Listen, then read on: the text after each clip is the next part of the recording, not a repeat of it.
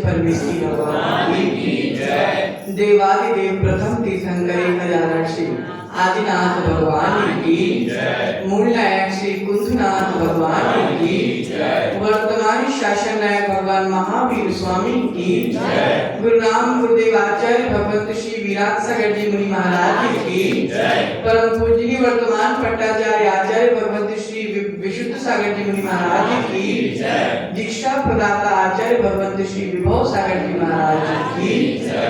भक्तांबर स्तोत्र की जय। जय बोलो मुनि श्री सागर जी महाराज की जय। मुनि श्री सागर जी महाराज की जय। प्रियात्मन, अनंत जन्मों का पुण्य हमारा कि लगातार हमको 3 माह से जिनवाणी को सुनने का सौभाग्य मिल रहा। उसी श्रृंखला में आज से अपन एक महान स्तोत्र श्री भक्तांबर जी की चर्चा करेंगे और भक्तांबर जी के बारे में जानने का प्रयास करेंगे। तो आज हम प्रथम काव्य के बारे में जानते हैं। पहले प्रथम काव्य का उच्चारण करेंगे, फिर उसके बारे में आगे जानेंगे। भक्तांबर प्रणते मौलिमणि प्रभाणम्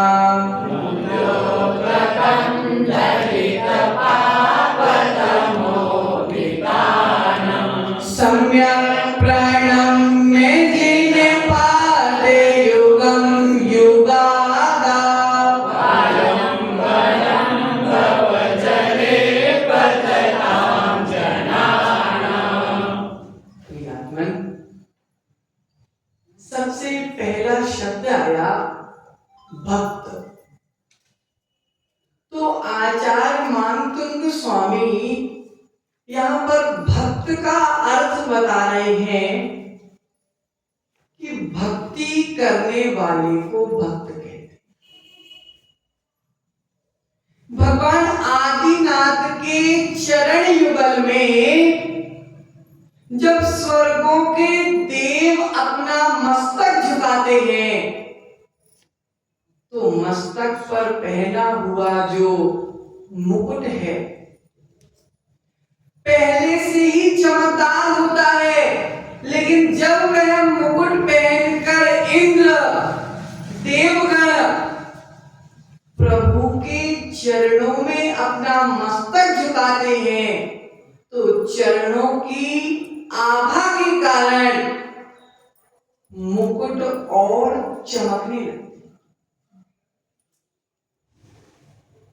मुकुटों में मणियां पहले से लगी थी, लेकिन वह मणि शोभा को प्राप्त नहीं। मुकुटों में मणियां पहले से लगी थी, लेकिन शोभा को प्राप्त नहीं हो रही थी। लेकिन जब वह मुकुट भक्ति भाव के साथ प्रभु के चरणों में झुक गए तो मुकुटों की चमक दिन प्रतिदिन बढ़ती गई। प्रियात्मन, भगवान के चरण के स्पर्श मात्र से प्राणियों के पाप कर्मों का नाश हो जाता है। प्रभु के चरणों को एक बार छूने से हमारे जीवन में पूर्व के पापों का नाश हो जाता है। हम विचार करते हैं कि दुनिया में पिता हमारे सहारे हैं, दुनिया में माता हमारी सहारा है, दुनिया में रिश्तेदार हमारे सहारे हैं। लेकिन जिनवाणी में आचार्य भगवंत लिख रहे हैं कि मात्र हमारा अगर कोई सहारा है तो भगवान के चरणों के अलावा हमारा सहारा दूसरा कोई नहीं। आचार्य भगवंत कह रहे हैं कि इस युग के प्रारंभ में धर्म का प्रवर्तन करने वाले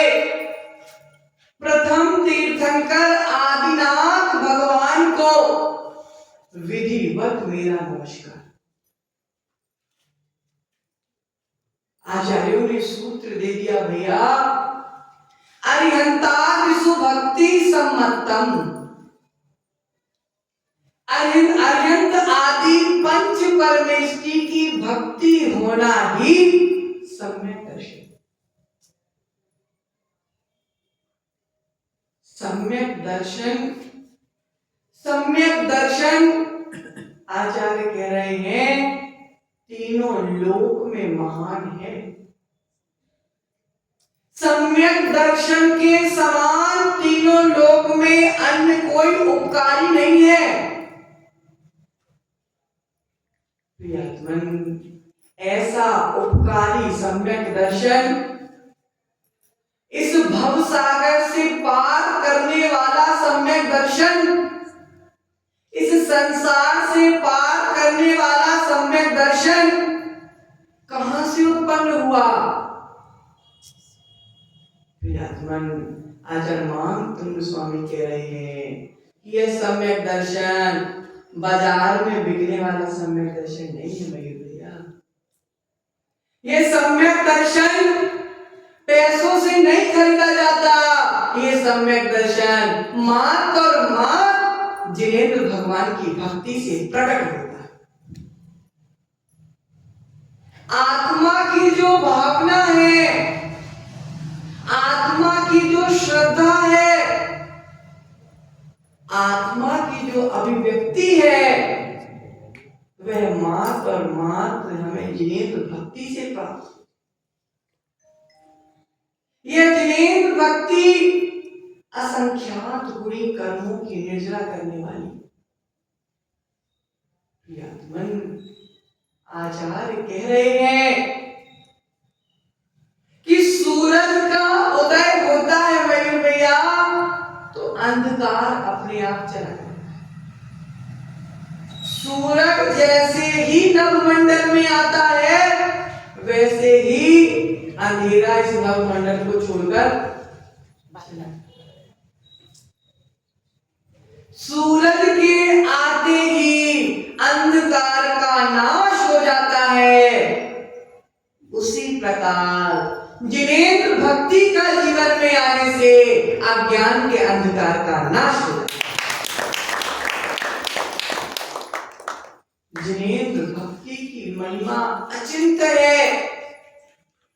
जिनेंद्र भक्ति की महिमा अनुपम है। मानतुंग स्वामी मात्र पहले काव्य में आज जिनेंद्र भक्ति की ही चर्चा कर रहे हैं। अग्नि की एक चिंगारी, अग्नि की एक चिंगारी बड़े से बड़े घास के ढेर को राख कर देती। जी, अग्नि की एक चिंगारी बड़े से बड़े कपास के ढेर को राख कर देती। मात्र एक चिंगारी, अग्नि की एक चिंगारी बड़े से बड़े कपास के घास के ढेर को राख कर देती है। जिनेंद्र भक्ति की एक चिंगारी जन्मों जन्मों के पापों को नाश। प्रियतमन, जीवन सदा से कर्मबद्ध है। जीव और कर्म का संबंध अनादि काल से चला। जीव और कर्म का संबंध अनादि काल से चला आ रहा है। कभी कर्म के अनुसार जीव चलता है तो कभी जीव के अनुसार कर्म चलता है। क्या बोलते हैं अपन भक्ति में? भव विकट वन में कर्म बैरी, ज्ञान धन मेरो हरियो। कर्म एक ऐसा बैरी है, कर्म एक ऐसा बैरी है जो जन्मों जन्म तक रुलाता है। हम जन्म जन्म में रोते आ रहे हैं। किसके कारण? आचार्य कह रहे हैं मात और मात अपने कर्मों के कारण।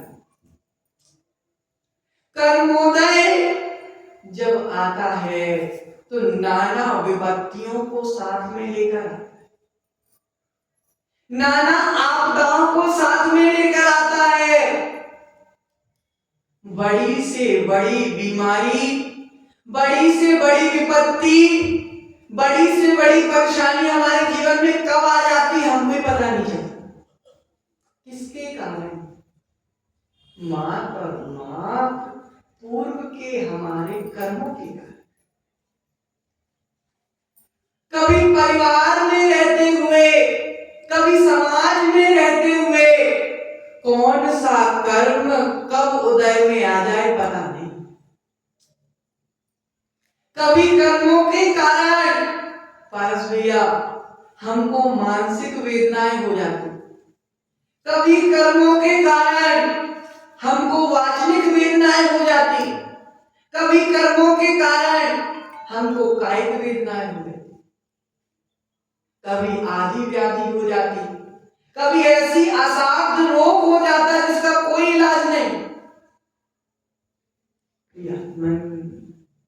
इन सब से अगर मुक्ति पाना है, इन सब से अगर मुक्ति पाना है, इन कर्मों से अगर मुक्ति पाना है, इन कर्मों से अगर छुटकारा पाना है, तो आचार्य कह रहे हैं मात्र एक ही तरीका है, वह है जिनेंद्र भक्ति।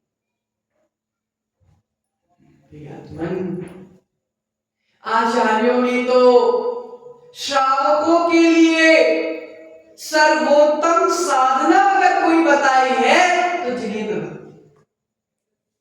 गृहस्थों का अगर मोक्ष मार्ग कोई है तो जिनेंद्र प्रभु की भक्ति।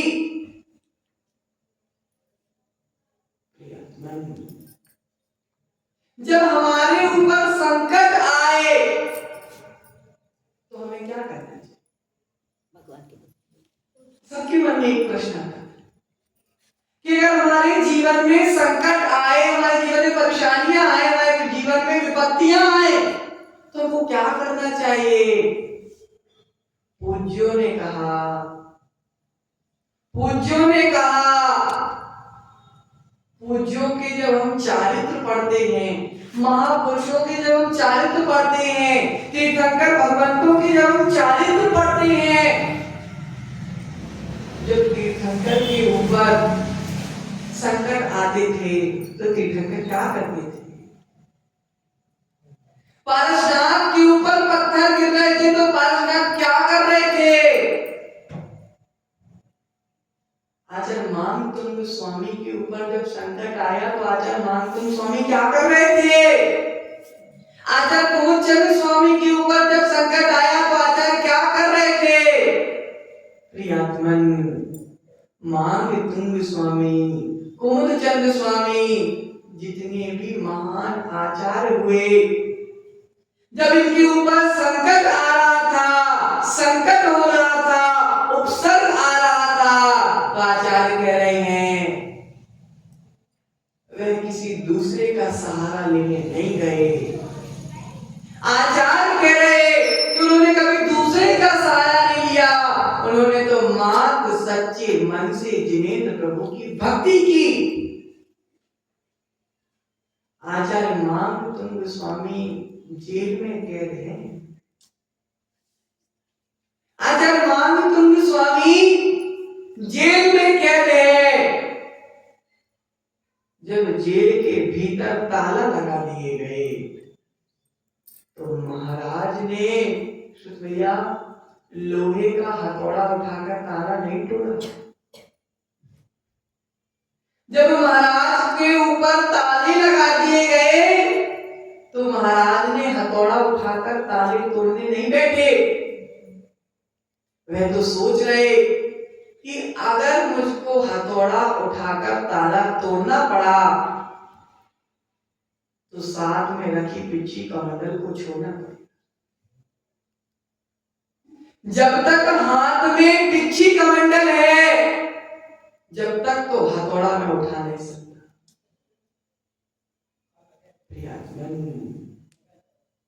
आचार्य मानतुंग स्वामी कह रहे हैं मयूर भैया कि लोहे का हथौड़ा कमजोर पड़ सकता है,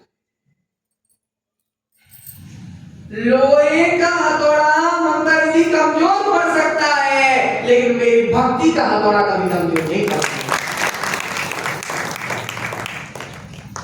मेरी श्रद्धा का हथौड़ा कभी कमजोर नहीं पड़ने वाला।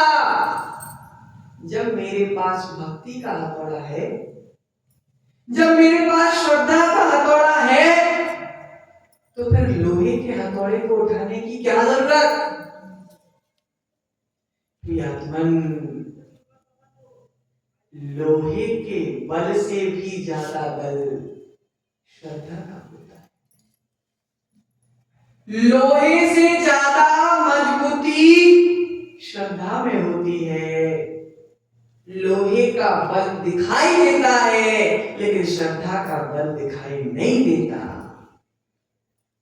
प्रियतमन, उसी श्रद्धा के बल से, उसी श्रद्धा के बल के फल से आज ये भक्तांबर स्रोत हमारे सामने। ये भक्तांबर स्रोत कोई अन्य चीज नहीं है, मात्र और मात्र मानतुम स्वामी की श्रद्धा है। मानतुम स्वामी जब जेल में कैद थे भैया, शरीर में 48 ताले लगे हुए थे। जब मानतुम स्वामी का दिल मन श्रद्धा से पुकार उठा, महाराज आत्म ध्यान रौद्र ध्यान करने का समय नहीं है। आत्म ध्यान रौद्र ध्यान करने का समय नहीं है। अभी तो समय मात्र और मात्र धर्म ध्यान करने का है। आदिनाथ की आस्था में, आदिनाथ की भक्ति में मानतुम स्वामी डूब गए। भैया महाराज का मन बोल रहा, क्या मन बोल रहा मंजुषा काकी? महाराज का मन बोल रहा सुन भैया, ये मेरा तन तो जेल में है। क्या बोल रहे महाराज? मेरा यह तन तो जेल में है, लेकिन मेरा मन तो आदिनाथ के चरणों में है। प्रिया मन, लोगों को तो लग रहा कि मुनिराज तो 48 तालों में कैद हैं, लेकिन मन तो मुनिराज का कह रहा 48 तालों में मेरा शरीर कैद है, मेरी आत्मा को तो कोई कैद करने वाला पैदा ही नहीं हुआ।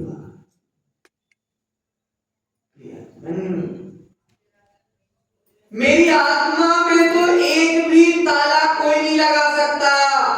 शरीर में 48 तो क्या 48,000 लगा लो, लेकिन मेरी आत्मा में तो एक भी ताला लगाने की सामर्थ्य किसी में नहीं है। आज तक इस आत्मा को किसने कैद किया भाई भैया? शरीर कहीं भी बैठा हो, लेकिन अगर मन कहीं और है तो आत्मा तुम्हारी वहां है। किसी ने भी अभी तक इस आत्मा को स्वतंत्र विचरण से नहीं रोक पाया।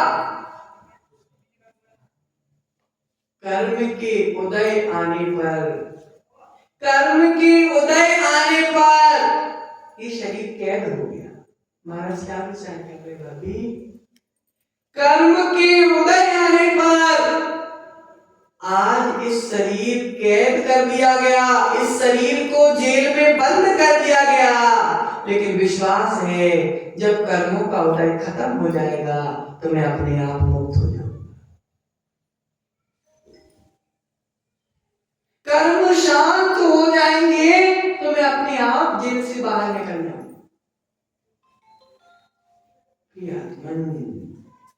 मुनिराज भगवान से बोल रहे, मुनिराज भगवान से बोल रहे कि शरीर के कैद से निकलने से पहले, क्या बोल रहे मुनिराज भगवान से? इस आत्मा के लिए संबोधन के रूप में मुनिराज भगवान से कह रहे भैया, हे भगवान, इस शरीर में से पहले, इस शरीर में से प्राण निकलने से पहले मेरे कर्मों के प्राण निकल जाए, मेरे कर्मों के प्राण निकल जाए। जब ये शरीर से आत्मा निकले तो ये आत्मा कहीं भटक ना जाए। इस शरीर से जब आत्मा निकले तो मेरी आत्मा भटक ना जाए, मेरी आत्मा तो सीधे से ढाले पर पहुंच जाए। धन्य है मुनिराज की सोच। विपत्ति के समय, आपत्ति के समय, संकट के समय उनका उपयोग अशुभ नहीं हो पाया, उपयोग तो शुभ बना रहा, धर्म ध्यान तो बना रहा। हमारे ऊपर तो थोड़ी सी विपत्ति आ जाए तो हम तनाव ले लेते हैं, तनाव ले लेते हैं। आज की स्थिति यही है कि थोड़ी सी भी परेशानी आ जाए तो हम तनाव ले लेते हैं। मुनिराज को पता था भैया, मुनिराज को पता था तनाव लेने से ताले नहीं टूटेंगे। मुनिराज को पता था कि तनाव लेने से, टेंशन लेने से ताले टूटने वाले नहीं हैं। अगर ताले टूटेंगे तो मात्र और मात्र जिनेंद्र प्रभु की भक्ति से ही टूटेंगे। इन ताले खोलने की चाबी कहां रखी थी सुन भैया? मुनिराज को पता नहीं। तालों की चाबी दीदी कहां रखी थी मुनिराज को पता नहीं। मुनिराज को तो बस इतना पता था कि इन तालों को खोलने की चाबी तनाव नहीं है, इन तालों को खोलने की चाबी मात्र और मात्र आत्मा की श्रद्धा और आत्मा की भक्ति है।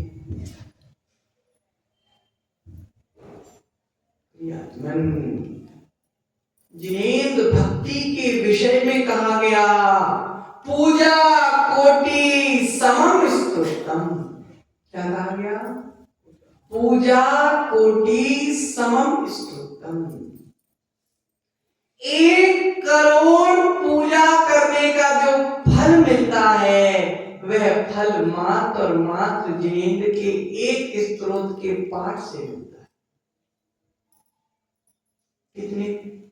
1 करोड़ पूजा, 1 करोड़ पूजा का फल एक तरफ और मात्र जिनेंद्र प्रभु का स्तोत्र का वाचन एक तरफ।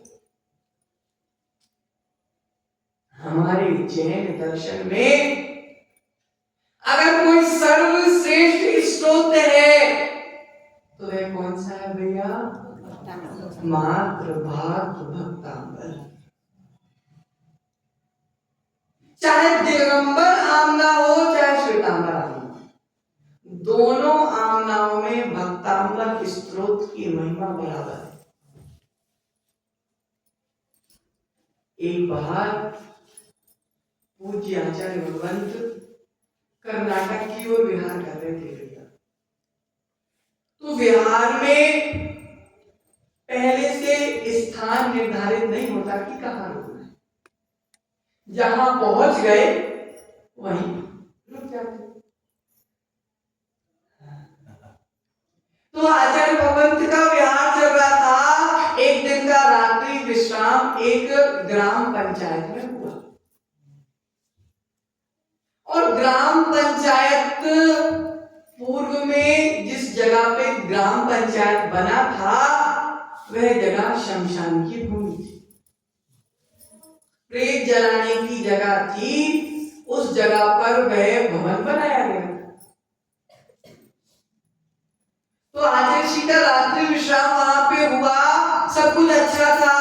जैसे ही नींद लगी आचार्य जी को चारों ओर चिताएं जलती दिखने लगी, चारों ओर चिताएं जल रही। एक बहुत सारे मुनिराज थे तो सारे मुनिराजों की चटाई पकड़ पकड़ के कोई खींच खींच के फेंक रहा था। तो एक महाराज दूसरे महाराज से बोल रहे थे कि महाराज तुम हमारी चटाई क्यों खींच रहे हैं? दूसरा महाराज कह रहे तुम हमारी चटाई क्यों खींच रहे हैं? एक दूसरे की चटाई खींची जा रही। अब आजीशी को कुछ शंका हुई। आजीशी उठ के बैठे। आजीशी ने भक्तांबर का पाठ प्रारंभ किया। भक्तांबर का पाठ प्रारंभ किया और भक्तांबर का पाठ करके सो। सुबह जब स्त्रोत में सारा संघ बैठा तो साधु ने बोला कि आजीशी रात को कोई हमारी चटाई खींच रहा था। दूसरे साधु ने बोला आजीशी हमारी चटाई खींच रहा था। आजीशी ने बोला 12 के बाद तो कोई नहीं खींच रहा था। उन्होंने बोला नहीं आजीशी 12 के बाद किसी ने नहीं खींची, 12 बजे तक ही खींची, 12 के बाद किसी ने नहीं खींची। आज तो सब साधु बोले आजीशी आपको कैसे पता कि 12 के बाद किसी ने नहीं खींची? आपने ऐसा क्या किया? आजीशी ने बोला भैया हमने कुछ नहीं किया, मैंने मात्र भक्तांबर का पाठ।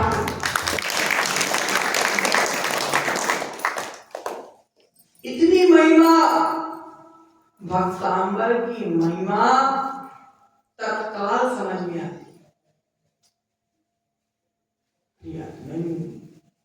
भक्तांबर स्तोत्र को पढ़ने से घर की सारी विपत्तियां दूर हो जाती। बड़े से बड़े रोग का नाश करने वाला कितने भी बड़े बड़े डॉक्टर हो, लेकिन भक्तांबर से बड़ा कोई डॉक्टर नहीं। आचार्यों ने इतना तक बोला कि भैया जरूरी नहीं है कि सारे भक्तांबर का पाठ किया जाए। अगर भक्तांबर के अगर एक काव्य का भी पाठ अगर भक्ति से किया जा रहा है तो एक काव्य का पाठ भी विपत्तियों को दूर करने में सामर्थ्य रखता है। आजीशी हमेशा कहते हैं कि भक्तांबर स्तोत्र का एक एक अक्षर कार्यों की सिद्धि में काम करता है। इस भक्तांबर स्तोत्र की महिमा अपरंपार। इसका एक एक अक्षर इतना प्रभावशाली है, इसका एक एक अक्षर इतना प्रभावशाली है कि भैया आचार्यों ने कहा 1,00,000 योजन तक असर दिखा। एक बार एक योजन में कितने किलोमीटर? 12 किलोमीटर। एक योजन में 12 किलोमीटर। अर्थात यहाँ पे अगर भक्तांबर का पाठ हो रहा है भैया तो 12,00,000 किलोमीटर तक का असर दिखाता है। 12,00,000 किलोमीटर तक के लोगों के लिए पल भर के लिए विशुद्धि का कारण बनता है भक्तांबर। आचार्य कह रहे हैं एक बार भक्तांबर पढ़ने से 48 मिनट तक विशुद्धि हमारे भीतर बनी रहती। एक स्तोत्र को पढ़ने से, एक स्तोत्र की भक्ति से, इस स्तोत्र के प्रति भक्ति से आचार्य कह रहे हैं हमारे कर्म बह जाते, हमारे भीतर की कषाय बह जाती, हमारे भीतर के राग द्वेष का मैल जो भरा हुआ ये बह जाता।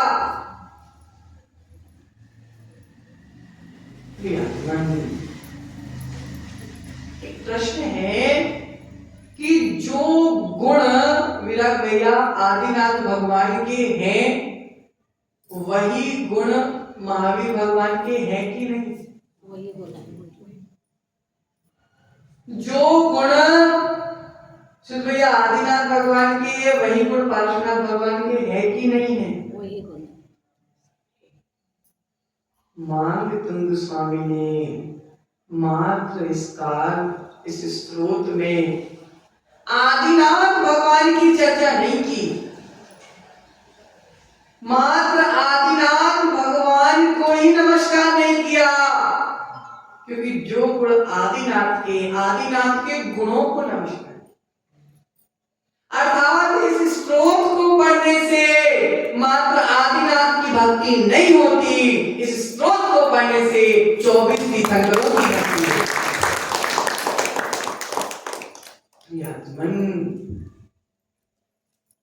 अनंत सिद्ध परमेष्टि के जो गुण हैं वही आदिनाथ के गुण हैं। इस स्तोत्र को पढ़ने से शीतल भैया अनंत सिद्ध परमेष्टियों की भक्ति होती। सूत्र दे दिया आचार्यों ने, अरिहंतों की भक्ति से तीर्थंकर प्रकृति का बंध होता है।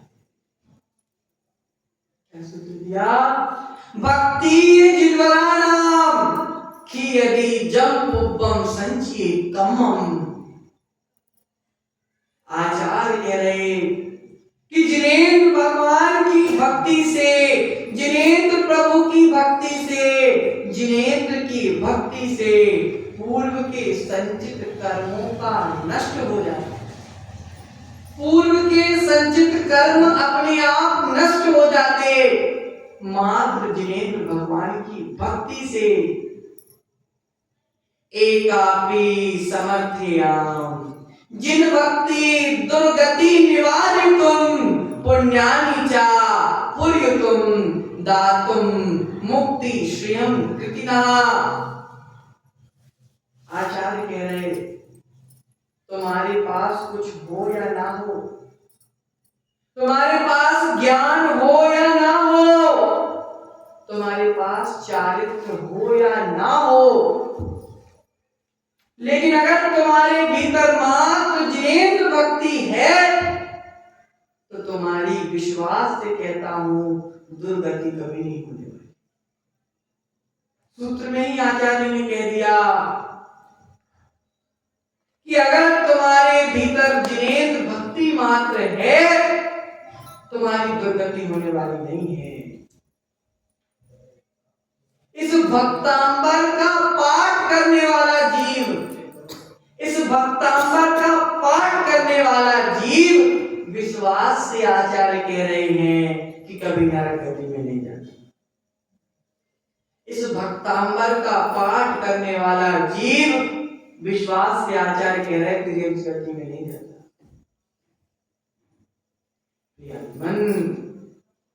भक्तांबर स्तोत्र का एक काव्य भी पढ़ा जाए तो एक समय कम 48 मिनट तक विशुद्धि बनी रहती। कभी नहीं सुना होगा, कभी नहीं पढ़ा होगा, लेकिन आज विश्वास मानना 2 घड़ी के लिए विशुद्धि बनी रहती। एक काव्य को पढ़ने से तो हम 48 पढ़ेंगे तो कितने समय तक हमारी विशुद्धि बनी रहती।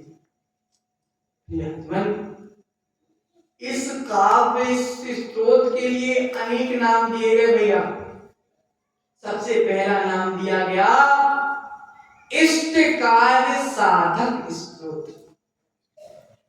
इष्ट कार्य की सिद्धि अगर करना है तो तांत्रिक और मांत्रिक के पास जाने की जरूरत नहीं है। इष्ट कार्य की अगर सिद्धि करना है तो कहीं चढ़ावा चढ़ाने की जरूरत नहीं है। अगर इष्ट कार्य की सिद्धि करना है तो मात्र भक्तांबर स्तोत्र को पढ़ने की और श्रद्धा के साथ पढ़ने की आवश्यकता है। कार्य अपने आप सिद्ध हो। अगला नाम दिया आचार्यों ने सर्वार्थ सिद्धिदायक स्तोत्र। इस स्तोत्र को पढ़ने से सर्वार्थ सिद्धि में भी हमारा जय हो। जहां से तीर्थंकर आते हैं आचार्यों ने और नाम दिया मनोवांछित सिद्धि स्तोत्र। मन की आकांक्षाओं की भी सिद्धि हो जाती, मनोकामनाएं की भी पूरी हो जाती। मनोकामना मात्र किससे? भक्तांबर स्तोत्र। अगला नाम दिया काम निवारक स्तोत्र, पाप निवारक स्तोत्र। जन्मों जन्म से जो हम पाप संचित करके बैठे हुए हैं, इन पापों को अगर निवारना है, इन पापों से अगर छुटकारा पाना है, तो एक ही तरीका है, क्या? भक्तामृत। पुण्य प्रसारक स्रोत। जीवन में पाप हटेंगे तो क्या आएगा? जीवन में पुण्य आएगा। तो पुण्य को अगर जीवन में, अर्थात पुण्य को अगर अपने जीवन में बढ़ाना है, तो उसके पीछे भी एक ही कारण है, क्या? भक्तामृत। चैतन्य चमत्कारी स्रोत। नकली नकली चमत्कार, ऊपर की हाथ सफाई भक्तामृत से नहीं होती। जीवन में अगर भक्तामृत स्रोत है, तो ये भक्तामृत स्रोत भिखारी को भी राजा बना देता है। इतना चमत्कारी स्रोत। बुद्धि और विशुद्धि वर्धक स्रोत। बच्चे बोलते हैं ना, महाराज जी पढ़ाई में मन नहीं लगता, तो आचार्य कह रहे मात्र भक्तामृत का पाठ कीजिए, अपने आप क्षयोत्सम बढ़ता है, अपने आप विशुद्धि बढ़ती है, बुद्धि भी बढ़ती है और विशुद्धि भी बढ़ती है। एक व्यक्ति के हाथ में, समय के पापा, मणि है।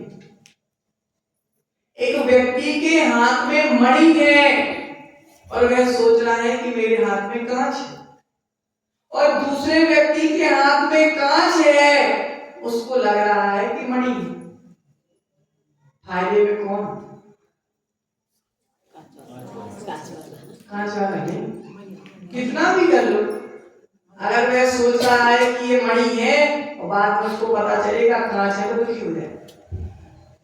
लेकिन जिसके हाथ में मणि है और वह कांच सोच रहा है, लेकिन बाद में पता चलेगा कि मणि है, तो खुश हो जाए। उसी प्रकार ये भक्तामृत है।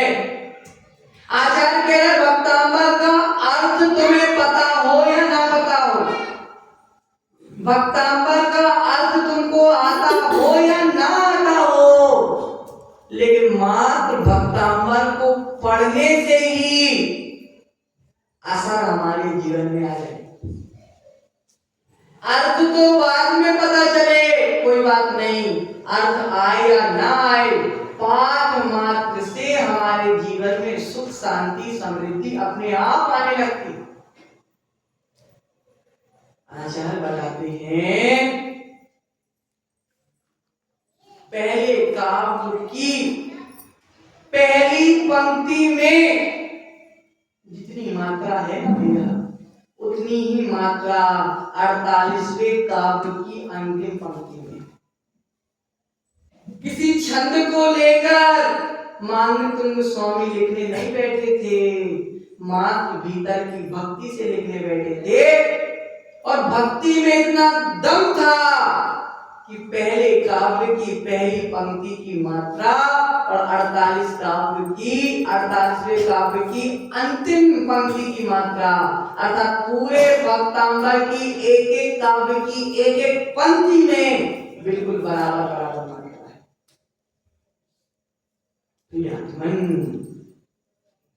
तानसेन जब गाता था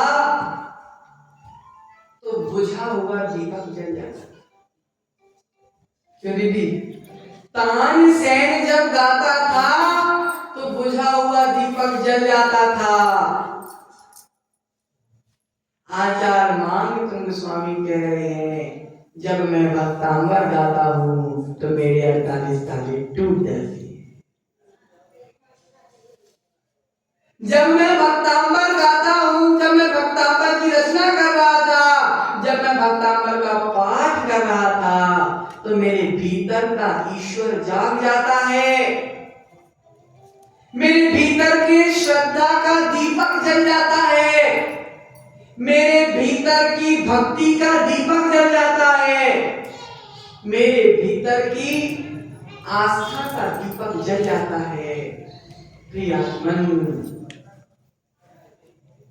तानसेन के गाने से मात्र बुझा हुआ दीपक जलता था, लेकिन मांग तुंग जी के गाने से लोहे के मोटी मोटी जंजीरें भी टूट जाती हैं।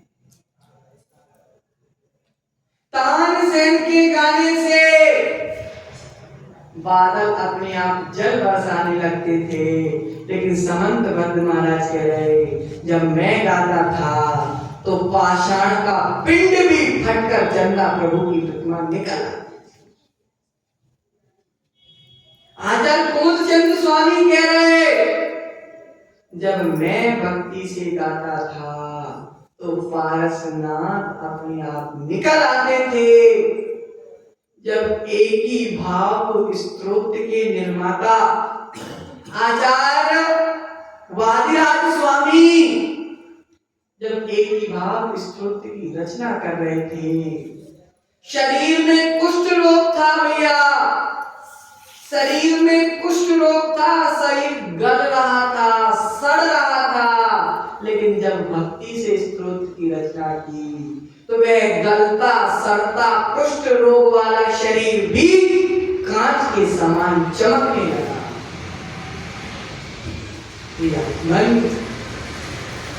महाकवि धनंजय जब प्रभु की भक्ति में लीन थे भैया, पुत्र के ऊपर भक्ति से प्रभु का गंधोदक छिड़का तो पुत्र पे शरीर पर चढ़ा हुआ जहर भी अपने आप उतर गया। मान तुंग स्वामी संकट के समय में समय सार नहीं उठाने गए। क्यों भैया? शुद्ध भैया, मांगी तुंग स्वामी संकट के समय में समय सार नहीं उठाया। कुमुद चंद्र स्वामी ने संकट के समय में समय सार नहीं उठाया। समंतभद्र स्वामी ने संकट के समय में समय सार नहीं उठाया। धनंजय कवि ने संकट के समय में समय सार नहीं उठाया। संकट के समय में समय सार को नहीं उठाना, संकट के समय में मात्र और मात्र जिनेंद्र भगवान की भक्ति का सहारा लेना। सारे संकट जिनेंद्र की भक्ति से दूर हो गए। जब वह भक्ति के सहारे से, क्यों भाभी, जब वह भक्ति के सहारे से बड़ी विपत्ति से पार पा सकते हैं। क्या कह रहे हैं आचार्य? जब वह भक्ति के सहारे से बड़े संकट से पार पा सकते हैं, तो हम भी भक्ति के सहारे इस संसार से पार पा सकते हैं। एक बार एक नाव एक बार एक नाव में कुछ बच्चे बैठे थे और एक सन्यासी बैठा था। अब नाव जब नदी से निकल रही थी तो नाव में बैठे बच्चे उधम करने लगे। तो सन्यासी नाव चलाने वाले से बोल रहा है कि बच्चे उधम कर रहे हैं, बोलो तो नाव पलट दूं, सारे बच्चे नदी में डूब जाएंगे। क्या बोला सन्यासी ने? कि बोलो तो ये नाव में पलट देता हूं, बच्चे डूब जाएंगे। नाविक ने बोला, नाव पलटने की जरूरत नहीं है, बच्चों की बुद्धि पलटने की जरूरत है। क्या बोला? नाव पलटने की जरूरत नहीं है, बच्चों की बुद्धि पलटने की जरूरत है। उसी प्रकार आचार्य मांग तुंग स्वामी कह रहे हैं, आचार्य मांग तुंग स्वामी कह रहे हैं, लोहे की तालों को तोड़ने की जरूरत नहीं है। दादी क्या कह रहे हैं मुनिराज? कि लोहे के तालों को तोड़ने की जरूरत नहीं है, मात्र और मात्र हमें अपने कर्मों के तालों को तोड़ने की जरूरत।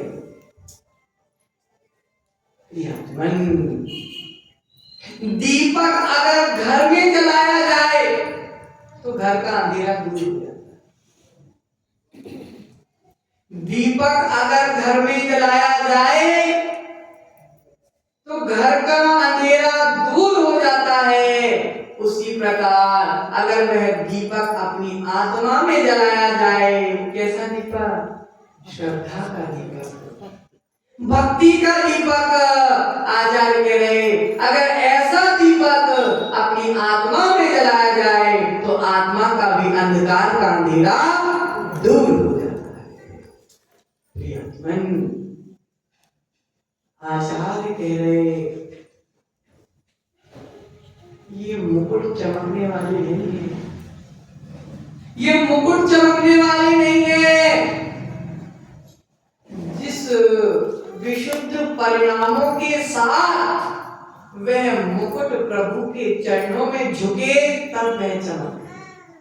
हम भी मुकुट पहन के भगवान के चरणों में जाके झुको, कोई मुकुट चमकने वाले नहीं। जब इंद्र विशुद्ध भावों के साथ प्रभु के चरणों में झुकते हैं तो प्रभु के चरणों की चमक उस मुकुट में भी, उस मुकुट को भी चमका देती है। प्रियतमन, पाप का अंधेरा आत्मा में छाया हुआ है। पाप का अंधेरा आत्मा में छाया हुआ है तो भैया ये अंधेरा कैसे दूर हो? तो आचार्य कह रहे हैं अगर इस अंधेरे को दूर करना है तो मात्र हमको श्रद्धा से नमस्कार करना है। क्या करना है? श्रद्धा से नमस्कार करना है। श्रद्धा के नमस्कार से ही सारे पापों का अंधेरा दूर हो जाता है। संसार सागर में डूबते हुए, मिथ्यात्व के सागर में डूबते हुए अगर हमारी आत्मा को अगर कोई सहारा है, अगर हमारी आत्मा को किसी का आलंबन है तो वह मात्र और मात्र नमस्कार का है। क्या सूत्र कहते? जहां नमस्कार वहीं चमत्कार। भगवान चमत्कार नहीं करते भैया, भगवान चमत्कार नहीं करते। श्रद्धा से हमारा किया गया नमस्कार ही चमत्कार करता। मन आत्मा के लिए आलंबन मात्र नमस्कार का है। अतः जिन्हें जिनेंद्र भगवान ने कर्मों को दूर कर दिया, ऐसे जिनेंद्र प्रभु के चरणों में हमारा नमस्कार हो। तो इस भक्तांबर के पहले काम का अर्थ समझ में आ गया। तो ये अर्थ आचार्य ने क्या लिखा? भक्तांबर नमते प्रभु पद में। भक्त का अर्थ होता है भक्ति करने वाला और अमर का अर्थ होता है देवता, देवताओं की। किसके? देवताओं के। तो भक्तांबर का भक्त अमर, भक्त का अर्थ भक्ति करने वाला और अमर का अर्थ है देवताओं का। तो भक्तांबर नमते प्रभु पद में बढ़िए मुकुट शोभा। जब इंद्र देवता प्रभु के चरणों में भक्ति से नमस्कार करते हैं तो उनके मुकुट की शोभा बढ़ जाती है। पाप रूप अंधियारा नासे प्रभु पद की आभा।